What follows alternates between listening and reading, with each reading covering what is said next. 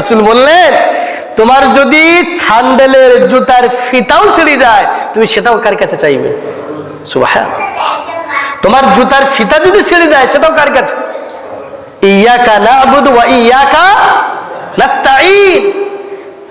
দৈনন্দিন যদি আপনি 5 ওয়াক্ত ফরজ সালাত আদায় করি 17 বার, আমি আল্লাহর কাছে ওয়াদাবদ্ধ হচ্ছি, ইয়াকা না'বুদু ওয়া ইয়াকা নাস্তাঈন। 5 ওয়াক্ত ফরজ সালাত 17 রাকাত, এই 17 বার আমি আল্লাহর কাছে কমিটমেন্ট দিচ্ছি, ওয়াদা করছি, রবের সাথে দাঁড়িয়ে বলছি, আল্লাহ আমি তোমারই গোলাম, তোমারই দাসত্ব করি, তোমারই আনুগত্য করি।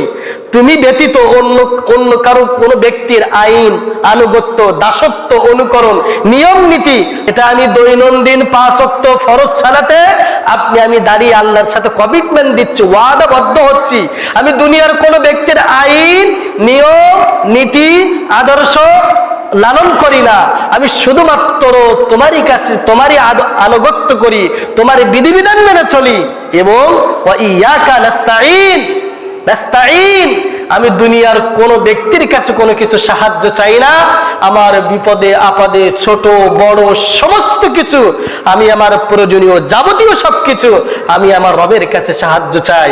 এটা আমি দৈনন্দিন ফরজ সালাতে দাঁড়িয়ে কার সাথে বলছি? এই জন্য রাসূল কারীম সাল্লাল্লাহু আলাইহি ওয়াসাল্লাম বলছেন, তোমার জুতার ফিতাও যদি লাগে, তুমি কার কাছে চাইবা? কিন্তু আমরা চাই কার কাছে? মানুষের কাছে চাই।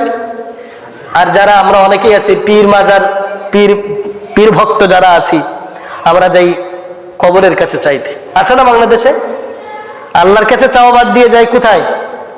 মাজারে, কবরে, যে আমরা আল্লাহর কাছে চাই। অথচ আমি নামাজে বলছি, আল্লাহ আমি তুমি ছাড়া আর কারো কাছে সাহায্য আমি আল্লাহ চাই না। আমি সর্বপ্রথম সাহায্য চাই কার কাছে?